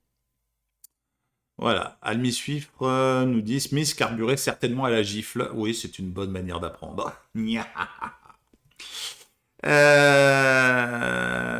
Nestor Bidule, first time chat, bienvenue à toi. Ouh, que de souvenirs ces abacs. Ah bah écoute, je suis content d'en avoir un deuxième qui en a déjà fait un petit peu.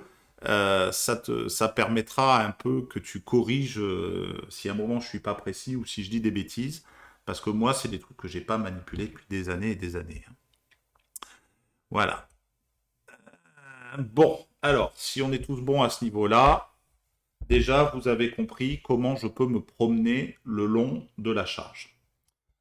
Bon, ben, cette information-là, mine de rien, elle est prépondérante. Parce que regardez, parmi toutes les valeurs de x qui sont possibles, il y en a une qui est super intéressante. C'est quand je me place ici.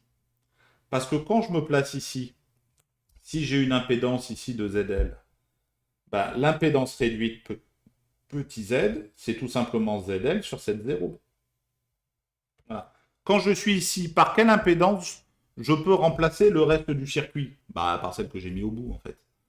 Voilà. Donc, du coup, vous avez un point là, dans lequel vous connaissez l'impédance réduite. Donc, vous pouvez, ce point-là, le positionner très facilement sur la bac. Et si vous connaissez celui-ci, en fait, après, vous vous servez du cercle pour calculer l'impédance ou le coefficient de réflexion en n'importe quel point du circuit. L'idée, c'est de se rappeler qu'en ce point-là, l'impédance de la charge, c'est l'impédance de la ligne. Voilà. Ça va? Toujours là? Je suis seul. J'ai découragé tout le monde, ça y est. Alors, une autre grandeur intéressante, d'accord? Une autre grandeur intéressante, c'est de ne pas réfléchir en impédance, mais de réfléchir en admittance. Pourquoi? Et qu'est-ce que c'est que l'admittance? Donc, vous vous souvenez, je vous ai dit, l'impédance, d'accord? C'est quelque chose qui est de la forme, alors je peux la mettre en ρ i θ, je peux la mettre en R plus J quelque chose, voilà, mais c'est une généralisation de la notion de résistance qui comporte une partie réelle plus J fois une partie imaginaire. Imaginaire. Ça va? Et on avait vu que là sont les résistances et ici sont plutôt les condensateurs et les bobines. Bon. Et on avait vu que quand je travaille en nombre complexe, en fait, je peux toujours appliquer ce que je connais sur les résistances, c'est-à-dire que si j'ai deux impédances complexes Z1 et Z2, c'est équivalent à une impédance qui vaut Z1 plus Z2.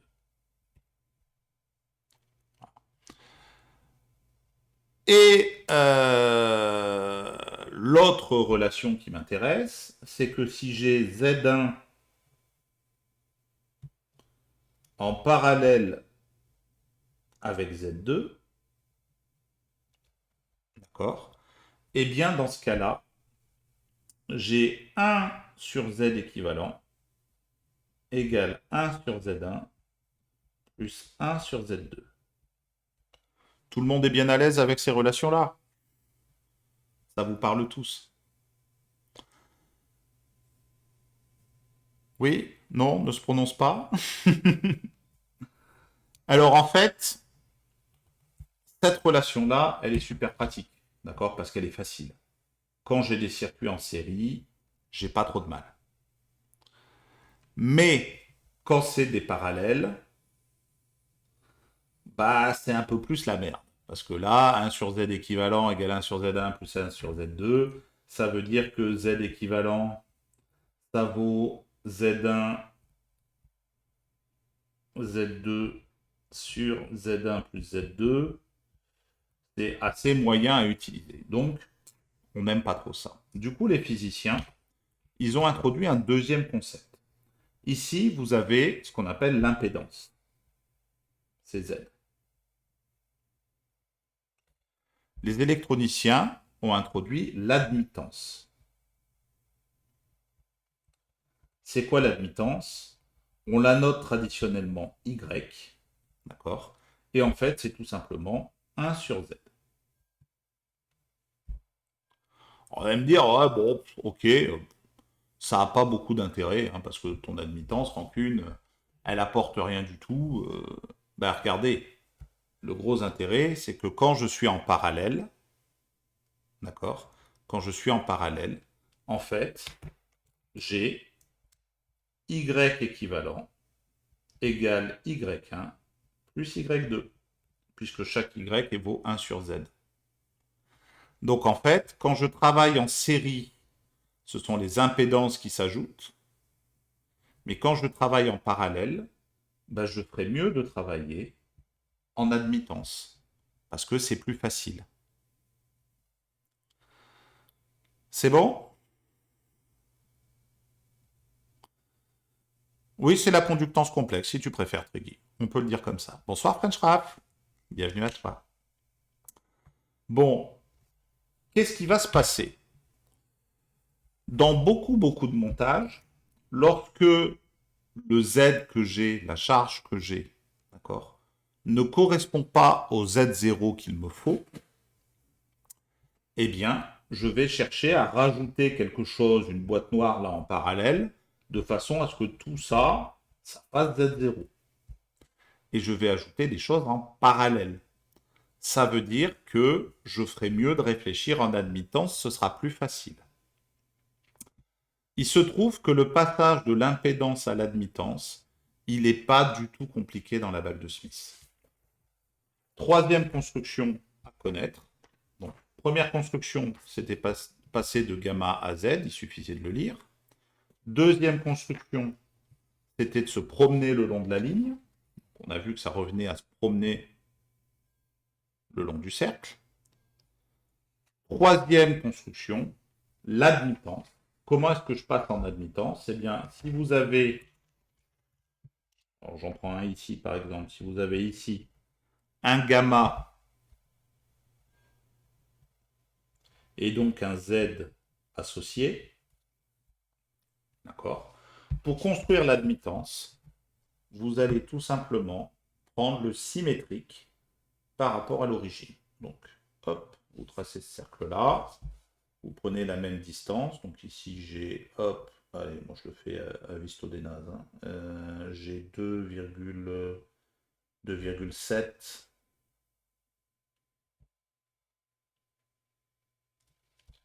Voilà. Et ici, vous avez le Y, qui correspond en fait au moins gamma. Fastoche. D'accord? Donc, on fait tout simplement le symétrique par rapport à l'origine pour passer au Y. Donc ici, si j'avais un Z qui était, je l'ai mis où? Je l'ai mis à 0,6 plus 0,4J. D'accord? Eh bien, ça correspond à ce Y-là. D'accord? Ce Y qui vaut, hop, 1,15 à peu près, plus 0,8J. Et voilà. Pas plus compliqué. C'est bon? Donc vous voyez, au final, le truc important à retenir, c'est que dans la bague de Smith, passer de l'impédance à l'admittance, c'est tout simplement prendre le symétrique. Est-ce que tout le monde m'a suivi jusque-là? Est-ce que ça va pour tout le monde? Oui, non? Dites-le moi hein, si jamais je vous ai tué. Ouais? Ok. Est-ce que je peux le refaire? Ben, bien sûr, avec grand plaisir. Le mieux, c'est peut-être d'abord de te montrer le pourquoi. Attends, je vais essayer de retrouver une partie du cours qui est intéressante. Hop.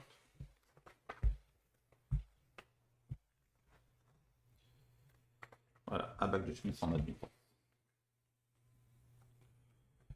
Regarde. Pour comprendre le pourquoi, tu pars de cette relation-là. Ça, c'est la relation fondamentale de la bague de Smith. C'est la relation qui permet de relier le coefficient de réflexion à l'impédance réduite. Tu divises tout ça par Z2S. Donc ça va faire Z2S sur Z2S, ça fait 1, moins 1 sur ZS, que divise, d'accord, ZS sur ZS, ça fait 1, plus 1 sur ZS. Une fois que tu as obtenu ça, tu poses ici, ça, tu reconnais le YS, tu reconnais l'admittance. Ça veut dire que T2S, c'est 1 moins YS sur 1 plus YS. Pour revenir à la forme précédente, tu glisses un petit moins devant, ça te fait YS moins 1 sur 1 plus YS, donc YS plus 1. Et donc en fait, pour passer du ZOS, il suffit de prendre l'opposé du gamma. Il suffit de prendre le moins gamma.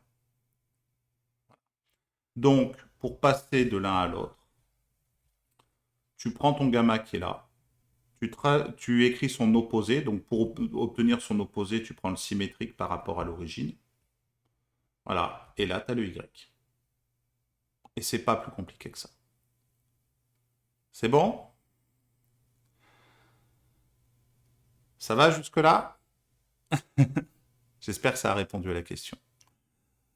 Eh, coucou Alexia. Et d'ailleurs, Alexia, je dois te remercier. Tu m'as offert un abonnement sur la chaîne de, je ne sais plus, de Yorzian, je crois. Et voilà, je voulais te remercier de l'avoir fait. Merci beaucoup, beaucoup, beaucoup. Crois-moi bien, crois-moi que je vais en profiter. D'ailleurs, je me suis abonné du coup. Voilà. Alors, je vois un petit peu les questions qui circulent. Où est-ce qu'on peut obtenir un abac de Smith? Alors, il y en a plein sur Internet.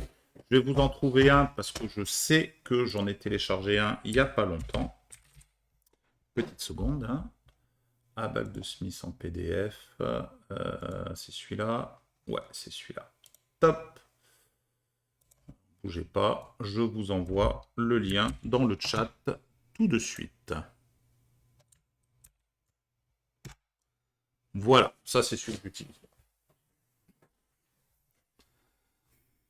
Tregui nous dit, imagine, les archéologues, ils tombent là-dessus. Ils imaginent que c'est un objet de culte en relation avec je ne sais pas quelle maison du zodiaque. Non, il y a de fortes chances quand même. Voilà. Ah, Voins a envoyé strictement le même. Ouais, ben voilà, c'est... Je vois qu'on a les mêmes sources, Voins, c'est vrai. Donc, l'intérêt de travailler en admittance, hein, c'est justement que du coup, pour monter quelque chose en parallèle, vous faites une addition dans les admittances. Donc, ça va complètement nous arranger pour la suite.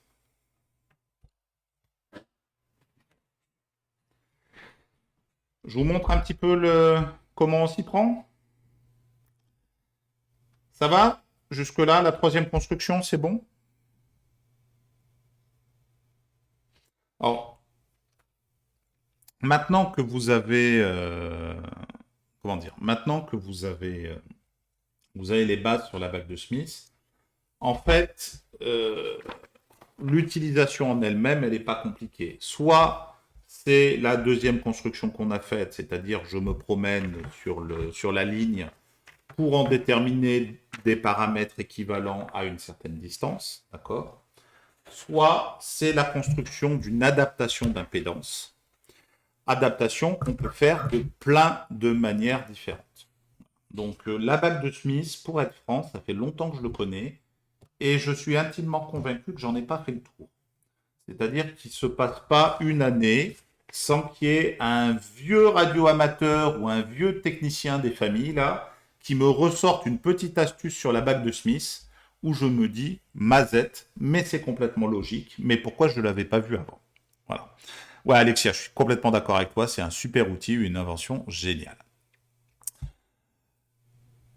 Ouais, moi aussi, je m'en sers assez peu. En fait, j'en construis assez peu, mais j'en visualise assez régulièrement. C'est quand même quelque chose où pour voir en fait des résultats bah, sur un VNA ou quoi, c'est quand même assez sympa. Bon, allez, on va se faire une petite adaptation d'impédance. On va regarder comment on fait lorsque c'est le bazar et que vous n'êtes absolument pas, d'accord, absolument pas à la bonne impédance caractéristique. Donc, on repart d'un générateur.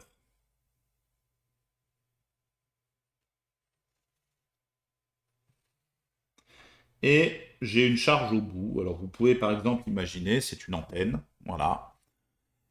Et il se trouve que bah, mon antenne, elle vaut vraiment, vraiment, vraiment pas Z0. Voilà. C'est-à-dire que j'ai beau faire absolument ce que je veux, mon antenne, elle a une certaine impédance caractéristique, d'accord? Et on est triste bah, parce que du coup, ça nous génère des échos, ça génère les ventres et les nœuds dont je vous ai parlé tout à l'heure, Et du coup, bah, c'est le bazar. Donc, on aimerait bien réussir à faire en sorte que cette impédance-là, d'accord, elle se comporte comme un Z0, qu'on lui rajoute un petit truc là, quelque part, pour faire en sorte que ça fonctionne. Donc, qu'est-ce qu'on va lui rajouter? On va lui rajouter ce qu'on appelle un stub. C'est quoi un stub? C'est en fait de se placer à une certaine position en X et en Y, en X, pardon, qu'on va appeler ici LD, à déterminer un peu plus tard. Et à cette distance-là, on va introduire une ligne de longueur LS. Voilà. Et au bout de cette ligne, on va faire un court-circuit. Mon Dieu, mais qu'est-on en train de faire? Eh bien, on est en train, en fait, lorsque vous regardez cette longue ligne LS avec son court-circuit au bout, elle est équivalente au fait de positionner ici une impédance Z, l'impédance équivalente à ce bout de fil-là. Et cette impédance montée en parallèle de ma charge à une certaine distance LD, eh ben, mon objectif, c'est que tout ça se soit vu par ma ligne comme si ça valait très exactement Z0. Voilà. Donc ce montage-là, où on se place à une certaine distance, on met une grande longueur de fil et un court-circuit au bout, c'est ce qu'on appelle un stub. Voilà. Le but du stub, c'est vraiment, vraiment l'adaptation d'impédance, le fait d'arrêter d'avoir des échos. C'est bon? C'est bon pour tout le monde, ça? Le principe du stub? Qu'est-ce qui va se passer? Mon stub présente une certaine impédance. Cette impédance mise en parallèle du reste de la ligne plus le ZL, et bien tout ça, c'est Z0. Et donc, du coup, magique, il n'y a plus d'écho ici. Alors, allons-y. Première étape, on positionne le ZL. Alors, on va supposer qu'il est connu, hein, que vous connaissez l'impédance de votre antenne, de votre charge, ou en tout cas que vous l'avez mesuré. Donc, on va positionner notre ZL à un certain endroit. Ouais, je vais me placer là. On va supposer que ça, c'est le ZL qui correspond à mon... comment dire? À ma charge. Voilà. C'est difficile ce soir, hein. Je vous avoue que c'est très très difficile. Bon, première étape, j'ai dit, pour travailler en parallèle, je travaille en admittance. Donc, je vais construire. Hop.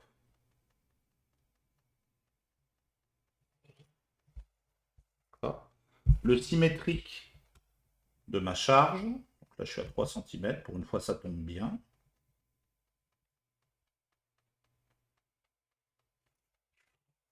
Pour trouver l'admittance équivalente. Donc ici, notez Y. Tout le monde est avec moi? Ça va jusque-là? Oh, merci beaucoup Alexia pour le sub. Ça me touche beaucoup, tu le sais. Voilà. Une fois que j'ai fait ça, je vais me placer et me déplacer le long de la ligne. C'est-à-dire que je vais chercher à quel endroit, idéalement, je devrais positionner mon stub. Alors, quand je fais ça, forcément, alors là, ça va être compliqué de réussir à tracer un cercle un peu correct. J'aurais dû vraiment prendre un compas.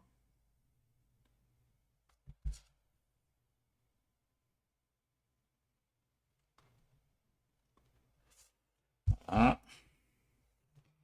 Vous excuserez la gueule du cercle.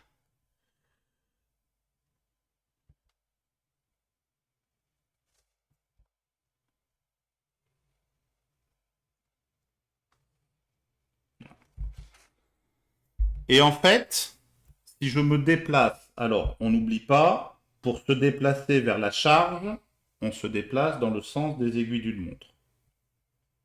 Pour se déplacer vers la source, on se déplace dans le sens opposé des aiguilles d'une montre. Ça va toujours? Donc, je cherche le point. Voilà, moi, je remonte. Et je vais chercher à quel endroit je peux me positionner pour que ça aille bien. Et je vais prendre, en fait, donc je vais suivre mon cercle. Et où est-ce que je m'arrête? Je m'arrête lorsque je croise le cercle ici, qui correspond à la partie réelle égale à 1. Pourquoi ça?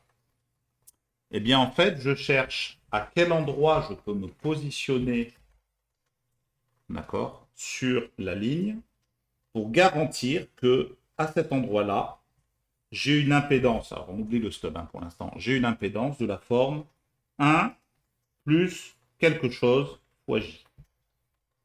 Parce que ce petit z égale 1, comme z égale grand Z sur Z0, ce petit z égale 1, il correspond à Z0. Donc je m'arrange pour que la partie réelle soit ce que je veux, et je chercherai ensuite comment annuler la partie imaginaire. Est-ce que c'est clair pour tout le monde ça? Vous voyez? J'ai positionné mon Z, et je cherche le LD, d'accord? Donc je me déplace le long du le long du ah, le long du fil jusqu'au point où c'est de la forme 1 plus quelque chose. Parce que ce 1, il est précieux, et que le quelque chose, je vais chercher le circuit qui va l'annuler. Je ne sais pas si je suis très clair.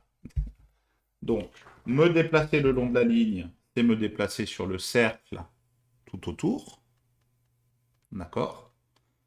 Me déplacer le long de la ligne, c'est me déplacer sur le cercle de centre O et qui passe par Y.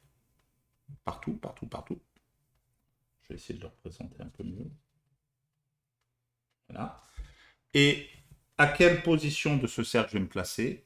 Eh bien, sur le cercle dont les réels vaut 1. Donc sur le cercle, ici, qui passe par l'origine, parce que c'est le cercle de réel. Voilà. L'intersection de ces deux points-là, c'est là que je veux travailler. PDP Maker nous dit « J'ai lâché à partir du positionnement du cercle ». Est-ce que tu nous as récupéré du coup? J'ai une impédance de bout, voilà, qui vaut ZL. C'est par exemple l'antenne que j'ai. On a dit « Je veux travailler en admittance ». Donc je prends le symétrique. C'est ici, d'accord, que se situe l'admittance correspondant à ma charge. Si je me promène le long de ce cercle-là, je vais voir en fait l'admittance équivalente pour chacune des positions le long du fil. Et je vais m'en arrêter à une en particulier, c'est celle qui est sur ce cercle-là. Parce que celle sur ce cercle-là, la partie réelle vaut 1, et que c'est justement ce que je cherche à faire. Est-ce que ça va? On est bon? Maintenant, si je suis sur la partie réelle ici, qu'est-ce que je vais essayer de faire d'après vous? Qu'est-ce que je vais essayer d'annuler? D'après vous, essayez un petit peu de voir. Moi, il faudrait que j'essaie d'annuler la partie imaginaire. Oui, McCall, mais de toute façon, tu peux compenser en te dirigeant vers la charge ou en te dirigeant vers le générateur. Et là, en l'occurrence, c'est plus logique d'aller dans ce sens-là. Alors, on ne veut pas forcément s'éloigner de la charge. On a quelque chose de la forme 1 plus alpha j. D'accord? On veut éliminer cet alpha. Vous êtes d'accord avec moi? Comment est-ce que j'élimine cet alpha? Eh bien, je vais partir de ce point-là et je vais suivre les réactances constantes. Donc, je vais suivre la courbe des imaginaires. Vous arrivez ici. C'est bon? Et si vous arrivez ici, vous allez en fait prendre l'opposé. Tac. Et là, vous avez le point qui vous intéresse. Celui, voilà, le moins agi, exactement. Vous allez trouver le point qui vous permet d'annuler la partie imaginaire.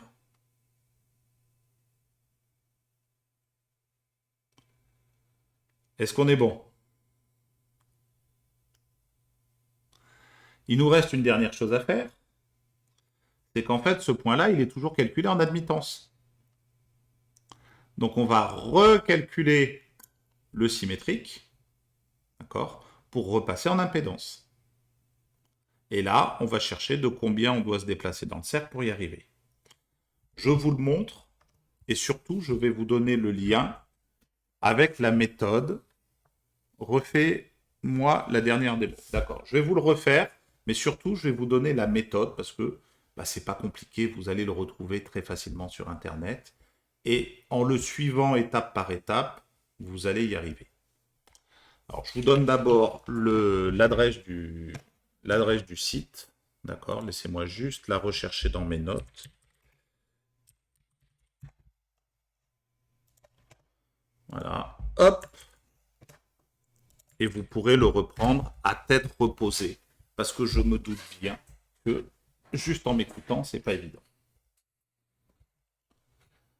On est prêt, on y va? Hop.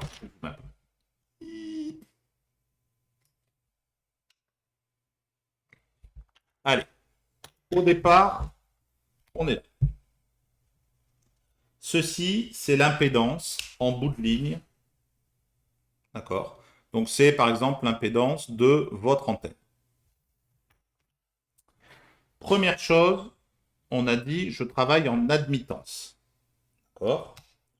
Donc, pour travailler en admittance, vous construisez A', qui est là, qui est tout simplement le symétrique de votre A par rapport à l'origine. Ça, c'est la première étape. C'est bon? Deuxième étape. Je sais qu'en fait, si je me promène sur ce cercle, je me promène le long de la ligne. Donc, je ne vais pas me promener n'importe où. Je vais aller chercher le point B ici, d'accord, qui est en fait le point dont la partie réelle vaut 1. Et vous l'obtenez en fait par intersection avec le cercle ici, d'accord, qui est en fait le seul cercle qui passe par l'origine. Donc il est facile à repérer. Donc vous obtenez ici au point B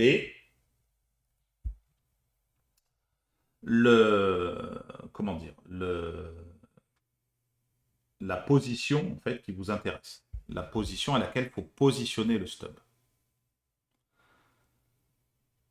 Est-ce qu'on est bien là? Est-ce qu'on est bon jusque-là? Ça va toujours? Ou est-ce que j'ai tué déjà des gens?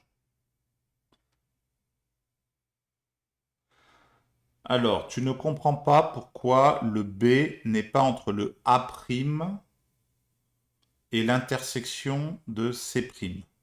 Parce que tu es en admittance, à mon avis. Ça doit être ça la réponse qui te manque, PDP. Donc, une fois que vous avez construit B, vous savez à quel endroit il faut positionner votre stub. Ça va? Et en fait, l'arc A'B, c'est la longueur LD. C'est la longueur à laquelle vous positionnez le stub. Donc, vous reportez sur les échelles ici pour les lire. Très pratiquement, c'est pas pratique du tout de lire le LD directement, voilà, mais on peut néanmoins le faire. À partir de là, qu'est-ce qu'on fait? On va se balader. Vous voyez les courbes là? Voilà. On va se balader selon la réactance pour aller chercher le point le plus à l'extérieur possible. Et c'est comme ça qu'on construit le point C. Hop. Donc ici, vous construisez votre point C. Il est à l'intersection entre la courbe de réactance constante, d'accord, et ici le cercle tout autour, là, c'est le cercle de résistance nulle. Donc en fait, cette petite chose-là, c'est je suis en B, et moi je voudrais me retrouver à cette valeur-là, parce que cette valeur-là, elle ne change pas la résistance, vu que c'est sur le cercle de résistance 0, elle ne change que la partie imaginaire. Donc j'ai suivi la courbe des imaginaires ici. Toujours bon? Bon, maintenant c'est une compensation. Alors puisque c'est une compensation, je vais prendre l'opposé de C. Je prends le symétrique, je fais un miroir. Toc, pour obtenir la grandeur qui m'intéresse. Ça, c'est le C'. Voilà. Et une fois qu'on est là, je sais que c'est pas évident, on va reprendre le symétrique en D pour obtenir la longueur du stub.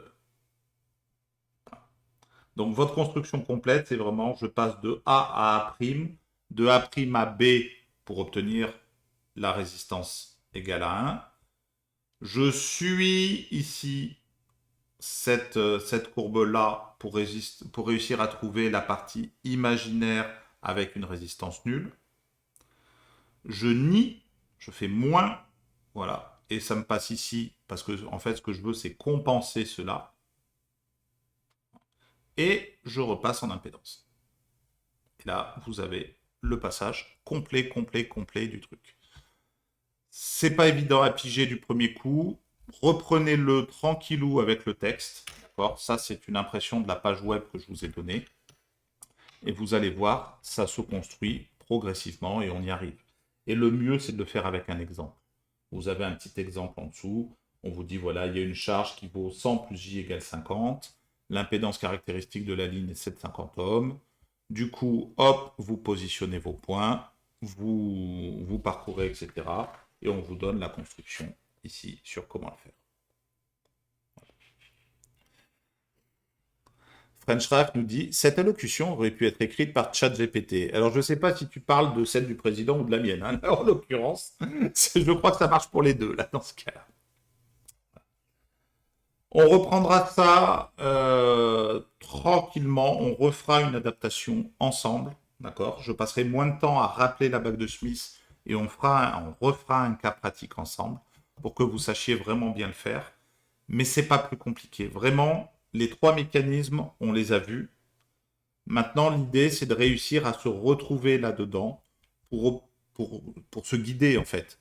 Pour réussir, en fait, à guider, en fait, notre raisonnement vers un résultat espéré. Alors, Voice nous dit, ben, juste mettre un stub ou des stubs, ça sert à quoi? Ben, t'imagines si ici, j'ai une impédance qui n'est pas bonne, qui n'est pas Z0. Ça veut dire que j'ai des échos. Rajouter le stub, c'est en fait trouver la distance LD et LS qui fait que tout ça là, ça présente une impédance de Z0. Et ce qui veut dire que je n'ai plus d'écho. Et quand je n'ai plus d'écho, quand je n'ai plus d'ondes rétrogrades qui se mettent en place, eh bien dans ce cas-là, j'ai une transmission qui est propre. Je n'ai pas de bruitage, je n'ai pas de phénomène d'ondulation, je n'ai pas d'ondes stationnaires, etc. Donc, tes câbles sont d'impédance caractéristique en général de 50 ohms, ou si tu es dans d'autres domaines, de 75 ou de 100 ohms. Ton générateur, il a une impédance de 50 ohms, ben, ton antenne, elle l'a peut-être pas. Ou alors le circuit que tu vas mettre au bout, là, il n'a peut-être pas une impédance de 50 ohms. Donc c'est de l'adaptation d'impédance. Voilà. Oui, ce serait aussi bien de mettre la bonne impédance de base en A, si on pouvait. Sauf qu'en fait, c'est pas toujours faisable. Voilà. Une antenne, tu vas la caractériser, tu vas la réaliser en essayant d'être avec une impédance de 50 ohms. Voilà. Tu vas essayer de la faire de ton mieux possible, puis quand tu vas la mesurer, elle ne sera pas exactement 50 ohms. Donc des fois, il faut adapter l'impédance. C'est tout simplement un besoin bêtement pratique, qu'on soit bien d'accord. Nico nous dit LD, ça veut dire que le stub, alors c'est un stub avec un B, d'accord. Le stub, la résidence au bout de la ligne, n'est pas en bout de ligne. Ben voilà, en fait, toi, ça c'est ta ligne, ton générateur est là, ta charge est là, et le stub, tu le positionnes à un endroit donné avec une longueur donnée. Et donc ces deux grandeurs-là, tu vas les lire, en fait, dans ton abaque de Smith. La longueur des arcs est dans quelle unité? Eh ben, c'est tout le problème, c'est que dans la bague de Smith, tu le lis en S sur lambda. C'est toujours la même chose. Donc, il faut que tu remultiplies par lambda pour obtenir des longueurs métriques. Hardman nous dit, si tu laisses les ondes agir, il y a un risque de destruction de l'émetteur. Et tu as tout à fait raison, Hardman. C'est-à-dire que si tu ne fais pas l'adaptation, et si jamais ta charge n'est pas correctement adaptée à ton fil, eh bien en fait, tu peux avoir un train d'onde retour qui va se combiner avec l'onde aller et tu peux avoir une destruction de l'émetteur. Donc l'adaptation d'impédance, c'est quand même quelque chose qui est très très très important. Voilà, je pense pour aujourd'hui, c'est déjà beaucoup. Lisez-le tranquillement, la méthode, hein, parce que voilà, c'est une chose de me voir faire, c'en est une autre d'essayer de le faire. Prenez-le tranquille. Voilà. Et vous allez voir que c'est juste, vraiment juste de la construction. Et si vous avez des questions là-dessus, c'est pas un problème. La prochaine fois, on le refait ensemble, sachant que cette fois-là, vous l'aurez lu, vous en aurez pris connaissance. On réexpliquera autant de fois que nécessaire. Et on ira jusqu'au moment où tout le monde saura le faire. Ok? Ça vous va? Est-ce que c'est bon? Oui, c'est des formations de prof. C'est toujours aussi, ouais, ça fait bientôt 1 an que je stream. C'est toujours aussi perturbant pour moi de ne pas voir vos visages. Almi nous dit oui, il faudra un second tour. Bah écoute, ce sera avec très très grand plaisir. Puis ça laissera un petit peu le temps aux choses de retomber vu qu'on aura une petite semaine de pause. PDP Maker nous dit ça serait cool de voir sur l'oscillo le phénomène, mais pas simple, je suppose. Non, en fait, alors en régime sinusoïdal, c'est pas facile. Par contre, en impulsion, voilà, si tu génères une impulsion, tu vois l'impulsion retour. Voilà, il suffit d'avoir un fil suffisamment long et un générateur d'impulsion qui soit vraiment très fin, qui ne fasse pas des impulsions trop larges. Mais je peux essayer de monter ça et en plus, là, du coup, je vais avoir le temps au moins d'écrire les équations pour vous faire une manip un peu sympa. Donc, ok. On va faire ça en pratique pour voir comment, pour le toucher, voilà, pour le visualiser réellement. L'onde stationnaire, ça peut se visualiser, c'est un peu moins, comment dire, c'est un peu moins mignon à visualiser. Il faut l'idéal, c'est une ligne à fente. Je sais que les radioamateurs que je croise de temps en temps ont des lignes à fente, donc je vais voir si je peux en emprunter une. Et comme ça, je vous ferai une démo et on essaiera de visualiser justement les nœuds et les ventres qui s'établissent sur le conducteur. Donc ça devrait être un peu sympa. Ok, on va essayer de faire le côté pratique. Je comprends complètement que ce soit nécessaire. Et ça ne nous empêchera pas de repasser une deuxième couche là-dessus.